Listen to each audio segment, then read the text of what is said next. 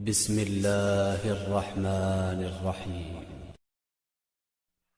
حضرت بہاولق نقشبند بخاری رحمت اللہ تعالی علیہ بہت بڑے درویش گزرے، سلسلہ نقشبندیہ کے امیر تھے، اور کیا بات ہے ان کے سلسلہ مبارکہ کی بھی اور ان کی خدمات دینیہ کی بھی۔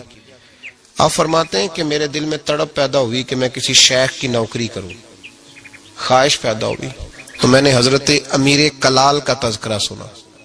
بڑے درویش تھے، بڑے راہنما تھے، دور دور تک ان کے تذکرے میں سنتا تھا۔ فرماتے ہیں کہ میں ان کے ہاں چلا گیا، جب حضرت اتنا لمبا سفر کر کے حضرت امیر کلال رحمت اللہ تعالی علیہ کی بارگاہ میں پہنچا نا، فرماتے ہیں میں نے عجیب منظر دیکھا۔ حضرت صاحب جن کی میں نے بڑی تعریفیں سنی تھی، بڑی بات سنی تھی، بلے بلے سنی تھی، جب میں پہنچا تو انہوں نے 4-5 لڑکے ساتھ لگائے ہوئے ہیں اور صاحب کشتی کر رہے، کشتی ہو رہی۔ تو کہتے ہیں میں نے کہا یہ بھی کوئی صوفی ہے جو کشتیاں کر رہا ہے، یہ بھی کوئی طریقہ ہے؟ ان کو چاہیے تھا بیٹھے ہوتے، حدیث پاک پڑھ رہے ہوتے، ذکر اذکار ہو رہا ہوتا، یہ کشتیاں کر رہے ہیں۔ خیر میں نے کہا سفر بڑا لمبا کیا ہے، اب آ گیا ہوں تو چلو رات تو رہ نہیں ہے، کوئی ہوٹل تو ہے نہیں یہاں وقت گزر سکے۔ حضرت امیر کلال رحمت اللہ تعالی علیہ مجھے ملے، لیکن چونکہ میرے اندر وہ زاویہ نہیں تھا، ٹوٹ چکا تھا۔ وہ ملاقات ہوئی تو میں نے کہا سلام لی، کیسے آئے ہو؟ میں نے کہا زیارت کے لیے آیا تھا۔ کھانا کھلایا، رات مجھے سلا دیا۔ فرماتے صبح رات جب میں سویا تو میں نے عجیب خواب دیکھی کہ میں دلدل میں پھنس گیا ہوں، جتنی باہر نکلنے کی کوشش کرتا ہوں اندر دھستا چلا جاتا ہوں۔ اچانک میری خواب میں حضرت امیر کلال تشریف لائے اور آ کے انہوں نے میرا بازو تھاما، اللہ اکبر کہا اور مجھے باہر نکال دیا۔ فرماتے میں جب اٹھا تو پسینے سے شرابور تھا، حالت میری بڑی عجیب تھی۔ اتنی دیر میں فجر کی اذان ہوئی، نماز پڑھی تو حضرت امیر کلال رحمت اللہ علیہ خود میرے لیے ناشتہ لے کے آئے اور فرماتے ہیں میرے آگے ناشتہ رکھ کے کہنے لگے بیٹے اگر ہم کشتی نہ کرتے تو رات تجھے دلدل سے کیسے نکالتے، اگر کشتی نہ کرتے تو دلدل سے تجھے کیسے نکالتے۔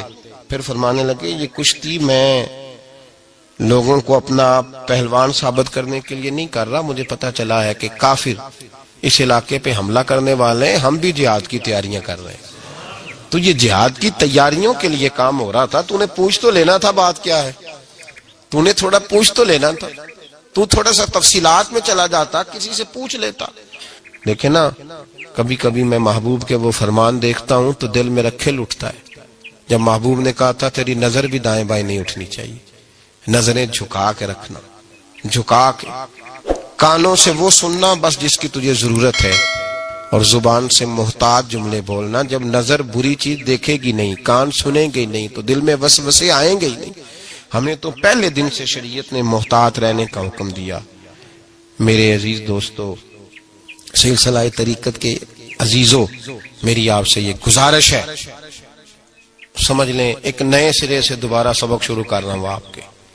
آج کا سبق آپ کے لیے یہ ہے کہ زندگی میں کسی بھی مومن سیء العقیدہ کے بارے میں برا خیال نہ پیدا کریں، بلکہ ہمارے صوفیاء تو فرماتے ہیں کسی بد عمل کو دیکھ کے بھی یہ نہ سوچ کہ یہ بد عمل اور میں نیک ہوں، یہ بڑی بیماری ہے۔ فرماتے ہیں ہو سکتا ہے ایک وقت ایسا ہے تیری توفیق چلی جائے اور اس کو اللہ توبہ کی توفیق دے کے اپنا ولی بنا لے، تو اچھی سوچ رکھ، مثبت رائے قائم کر۔ ٹھیک ہے جو لوگ غلط ہیں تمہیں اگر غلط لگتے ہیں تو کنارہ اختیار کر، لیکن کبھی بھی اور بالخصوص اللہ کے نیک بندوں کے بارے میں، رب کریم کے اولیاء کے بارے میں، دین کے خدام کے بارے میں زندگی میں کبھی منفی نہ سوچیں، کبھی منفی نہ سوچیں۔ آپ کو پتہ ہے کسی عالم دین کی توہین اس لیے کرنا کہ وہ دین کا عالم ہے، یہ کفر ہے۔ میرے حضرت صاحب ایک جملہ کہا کرتے تھے، ایک شخص نے کہا حضور تہجد کے لیے نہیں اٹھا جاتا، اب تو خیر لوگوں سے فجر کے لیے بھی نہیں نہ اٹھا جاتا، تہجد کے لیے نہیں اٹھا جاتا۔ تو حضرت صاحب فرمانے لگے رات کو اچھی سوچ کے ساتھ سویا کر، اچھی سوچ کے ساتھ سویا کر۔ تو پھر مسکراتے مسکرانے فرمانے لگے محبوب کی سوچوں میں سویا کر، یار کی سوچوں میں سویا کر، تو اسے سوچتا سوچتا سویا کر، صبح خود ہی تجھے بیدار کر لیا کرے گا۔ پر اس سے دل لگانا، اسے سوچتا سو، تو کسی اور کو سوچتا کیوں ہے، کسی اور کی طرف تو دیکھتا کیوں ہے۔ تجھے ایک دفعہ حضرت صاحب بیٹھے تھے اور 2-3 مشائخ اور بھی بیٹھے تھے، ساتھ ساتھ. تو مجھے ایک دوست نے بعد میں کہا کہ وہ جو تیسرے نمبر پر بزرگ بیٹھے تھے ان کی پگڑی دیکھی تھی؟ میں نے کہا قسم اللہ کی سوائے اسے میں نے دوسرے کسی کو دیکھا ہی نہیں. میں نے دیکھا نہیں، مجھے کیا پتا کسی کی پیلی تھی کہ نیلی تھی، مجھے تو اتنا پتا ہے جسے میں دیکھ رہا تھا. اور ویسے بھی ایک ول پجیاں مینو صدق نہیں تھیندا اور کدے ول پجاؤں. او بھائی ہم تو ایک کو نہیں راضی کر پائے تو ادھر بھی دیکھ تو ادھر بھی دیکھ، دیکھا ہی نہیں جاتا. سوچوں میں رہیں اور مثبت سوچ رکھیں، ٹھنڈی اچھی خوبصورت. میں سب سے پہلا فائدہ یہ ہے کہ اللہ آپ کو سکون کی دولت عطا فرمائے. لوگوں کے درد کو بھی سمجھ. اولیاء چشت میں جس بزرگ نے اپنے زمانے میں بڑا عروج پایا ان کا نام خواجہ قطب الدین بختیار کاکی ہے. سب بولیے رحمت اللہ تعالی علیہ. خواجہ قطب الدین یہ شہزادے تھے اور مرید ہوئے تو خواجہ معین الدین صاحب کے ساتھ ہی آ گئے دلی میں. خواجہ معین الدین صاحب کی بھی کیا بات، عطائے رسول ہند الولی. اور ان کے مرید تھے بابا فرید الدین گنج شکر رحمت اللہ علیہ. اور مجھے اللہ جانتا ہے مجھے عشق کی حد تک پیار ہے بابا فرید صاحب سے، بڑا میرا درد ان کے ساتھ.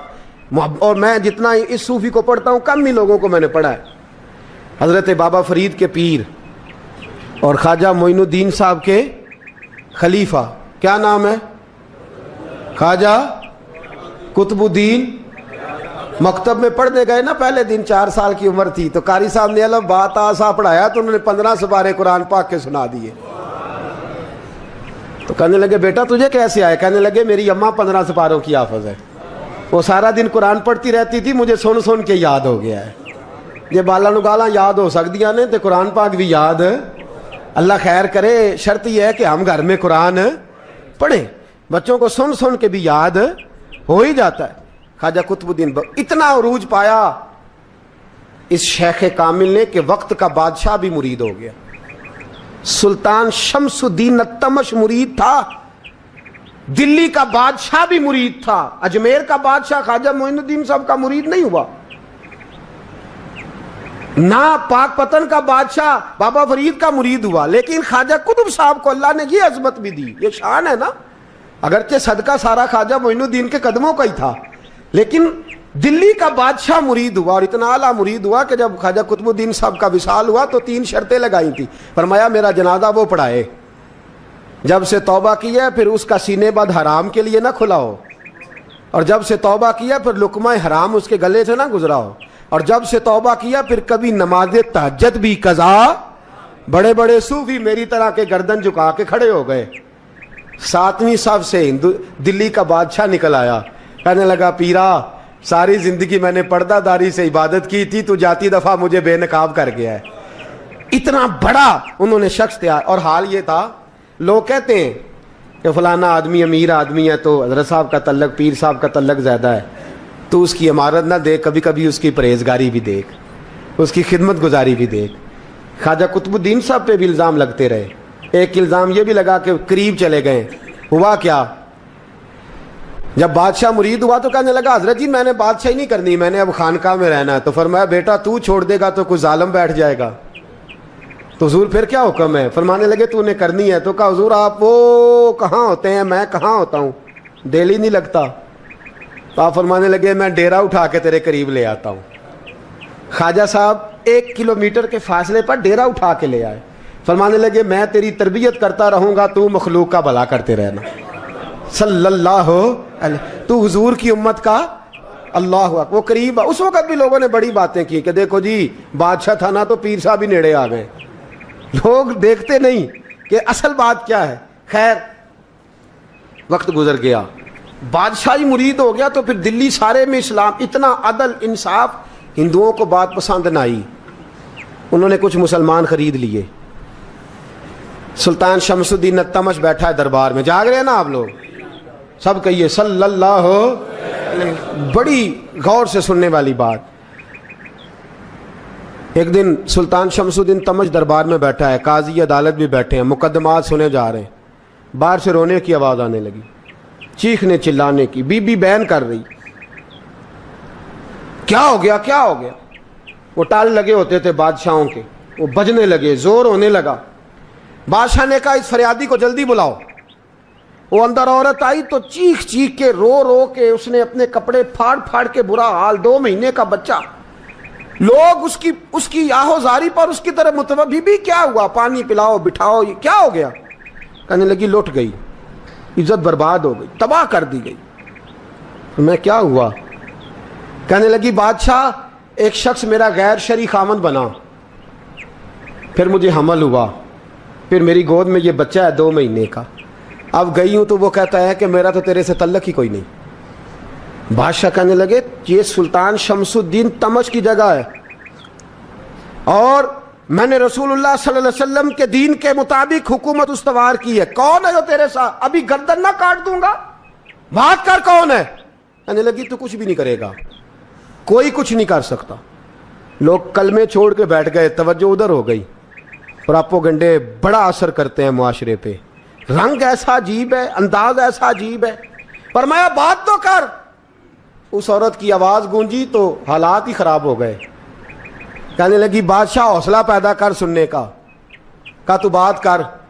कहने लगी मेरे गोद में जो बच्चा है ये कुतुबुद्दीन बख्तियार काकी का है, ये तेरे पीर की नाजायज औलाद है। उठाओ, प्रोफेसर सलीम चिश्ती ने PhD की है, वो लिख रहे हैं इस वाक़े को। तेरे पीर का नाजायज बच्चा है। हाथ कांपने लगे बादशाह के। कहने लगे या अल्लाह कभी तू क़यामत बर्पा कर दे तो मामला ठीक हो जाए, मैं तेरी जुबान खींच दूंगा तेरी घर। तूने बात कैसे की? कहने लगी मैंने कहा था ना तेरे अंदर हौसला नहीं, मेरी इज्जत तार तार हो गई और तू पीर बचा रहा है। अल्लाहु अकबर। सुल्तान शमसुद्दीन तमश आसमान की तरफ देख के कहने लगे मौला मुझ मुजरिम को जिसकी बरकत से उठा के तूने मस्जिद में पहुंचाया, आज मुझे तूने किस इम्तिहान में डाल दिया? ये क्या रंग तूने जिंदगी का बनाया है? कहने लगी बुला उसे, उड़ाब गर्दन। अल्लाहु अकबर। ख्वाजा कुतुबुद्दीन बख्तियार काकी, जरा उस जगह पे अपने आप को खड़ा करके देख मेरे दोस्त। जो शख्स दिल्ली के बाजार में निकले तो दुकानें बंद हो जाएं, औरतें घरों में घुस जाएं, जिसके नाम पर चर्चे हों दीन के, वो शख्स लाठी टिकाता टिकाता। उर्स मनाने आसान है, ढोल ढमक्के करके घरों को जाना आसान है, पर ज़रा इनकी राहों का मुसाफिर तो बन इन्होंने अंदाज क्या इख्तियार किया। हज़रत ख्वाजा कुतुबुद्दीन बख्तियार काकी, खबर फैल गई। इतनी शोहरत पाकीज़गी की नहीं हुई थी जितनी इस जुर्म की हुई। लाठी टिकाते टिकाते जब पहुँचे ना बादशाह के दरबार में, बादशाह उठने लगा, काजी उठने लगा, लोग उठने लगे, तो कुतुबुद्दीन बख्तियार काकी की आंखों में आंसू आए। माने लगे बेटो बैठ जाओ, आज मैं पीर बन के नहीं आया, मैं मुजरम बन के आया। और कहा मेरे मालिक का इंसाफ भी देखो, दिल्ली का पीर आज दिल्ली की अदालत में अपने ना करदा जुर्म की सफाई देने आया। बड़ी लाठी पे टेक लगाई। दिल्ली की गलियां भी रोती हैं कि ये क्या रंग, अल्लाह ये तेरा क्या रंग है, ये ते मैं गुड्डी ते हथ डोर सजन दे, ओ जिंज रखे उंज रहना है, वाजिब नहीं जे विच शरीयत, मंदा खसम नू कहना ए तन मेरा कंगी होवे। मैं जुल्फ सज्जन दी वावां, पोश मेरे दी जुत्ती बन जाए, मैं यार दी कदमी आवां। मारो मारो मैनू मार मुकाओ, कोई यूजर ना पेश ले आवां, जे सोहना ही मेरे दुख विच राजी, जे सोहना ही मेरे दुख विच राज, ते मैं सुख नू चुल्हे डावां। पर यार फरीदा कदी बिल पे सोना,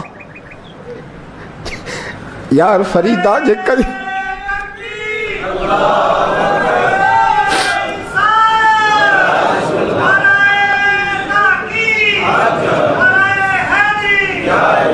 जे कदी मिल पे सोना, बस ओनू रो रो हाल सुनावा।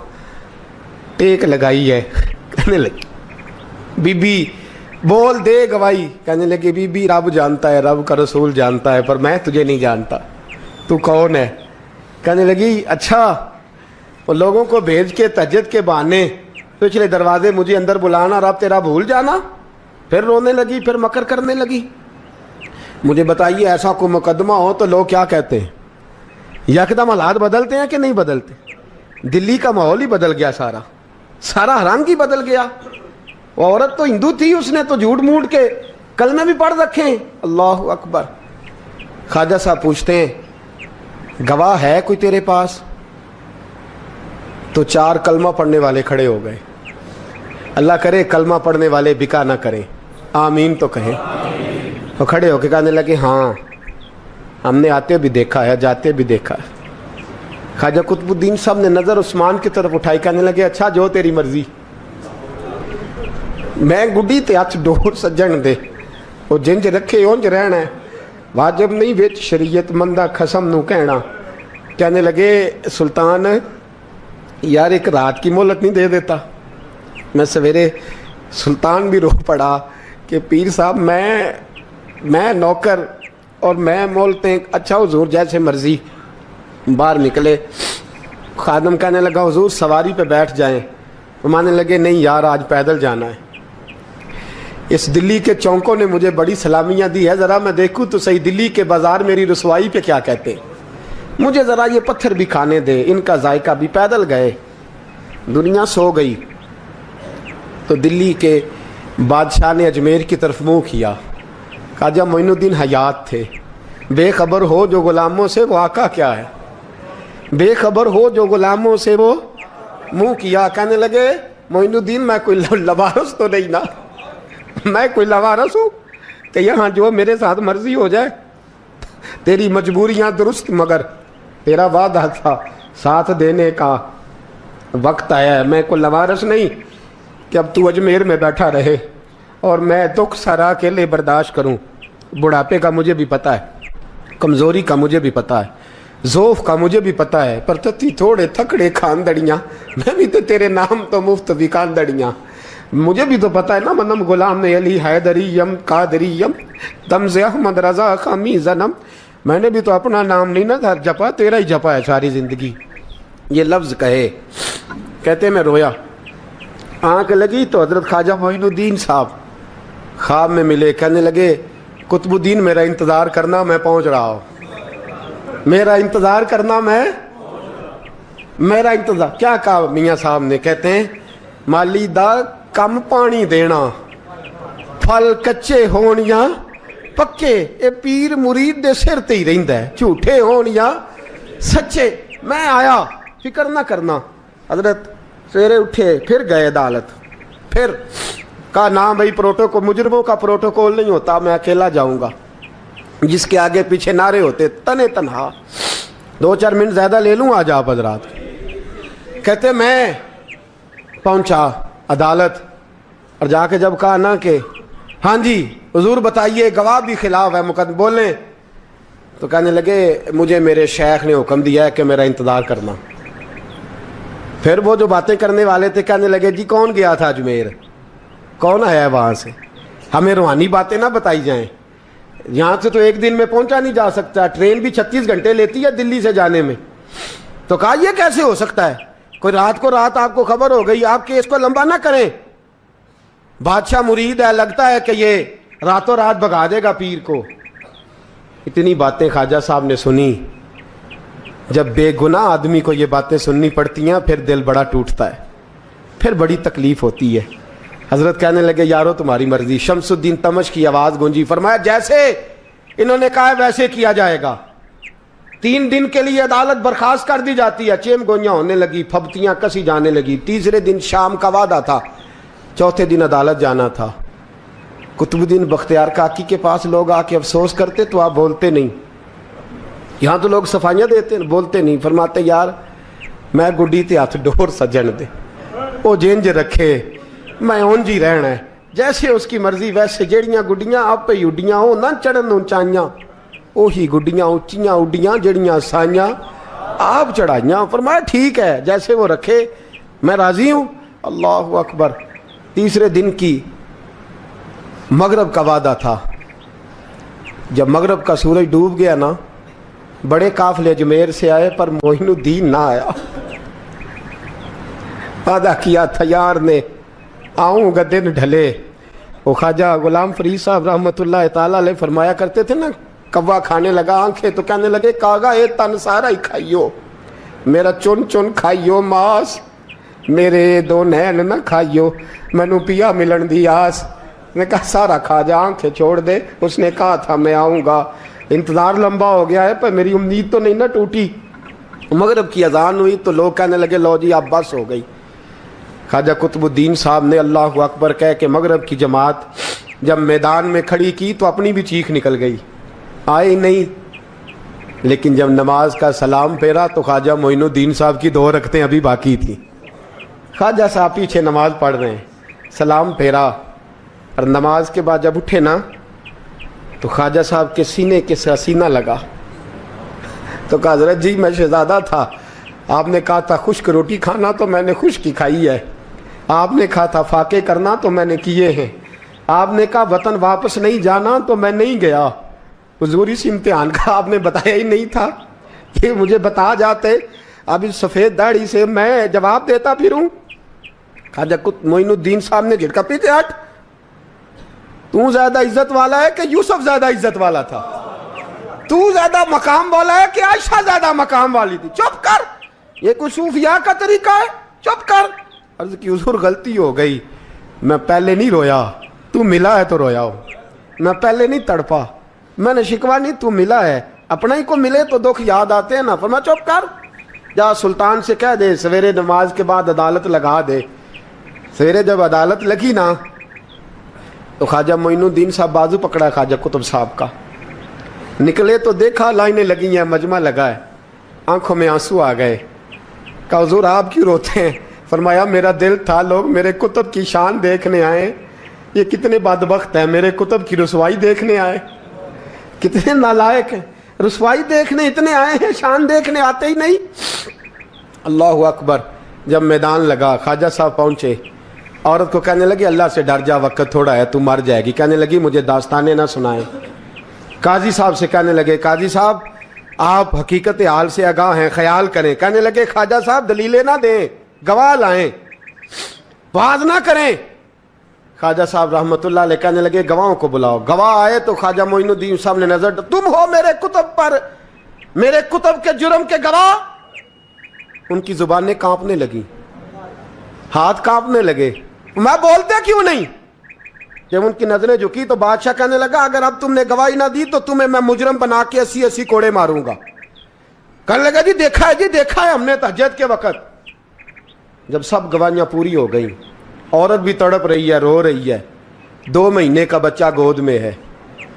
अब बोलिए बोलिए, उलमाए ज़वाहिर भी खड़े हैं, हसद करने वाले जलने वाले भी खड़े हैं, हिंदू तो वैसे ही तालियां बजा रहे हैं। अजमेर का बूढ़ा, और ये आखिरी फेरा था ख्वाजा मोइनुद्दीन का दिल्ली में। उसके बाद ज़ाहिरन दोबारा नहीं आए, उठे लाठी टिकाते टिकाते और मैदान के अंदर जाके ना, बड़े मैदान में मजमा था, सर सजदे में रखा, कहने लगे या अल्लाह मैं हिंदुस्तान मर्जी से नहीं आया, तेरे रसूल का भेजा आया। फिर उठे और कहने लगे मौला तेरे नबी का फरमान है कि मेरी उम्मत के उलमा बनी इसराइल के नबियों की तरह होंगे, अगर यूसुफ के लिए बच्चा बोल सकता है तो मेरे कुतुब के लिए भी बोलना चाहिए, अगर यूसुफ अलैहिस्सलाम के लिए बोल सकता है तो मेरा कुतुबुद्दीन भी सच्चा है, इसके लिए। फिर उठे उस बीबी की तरफ बढ़े, लोग कहने लगे न जाने अब क्या होगा।